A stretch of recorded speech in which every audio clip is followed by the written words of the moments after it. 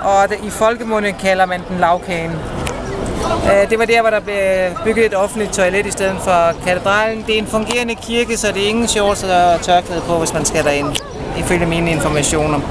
Og det var sådan, at man havde jo, da den blev revet ned, da ordren kom om at rive ned, der gik et par dage inden den blev revet ned, og der var faktisk en arkitekt, der syntes, det var så synd, den skulle rives ned, så han tog i nattens mulm, tog han ind på den Røde Plads, og så lavede tegninger af kirken, fordi der var ikke nogen originale tegninger eller noget af kirken, så det er hans optegnelser, man har brugt til at genopføre den med, og han risikerede jo Sibirien ved at lave det, men og så nede bag ved mig, der har vi så opstandelsesporten fra det 16. århundrede, som blev nedrevet i 31 og genopført i 90.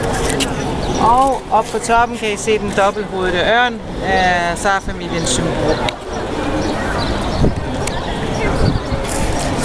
Jamen, så går vi igennem porten og går ned til kilometerstenen.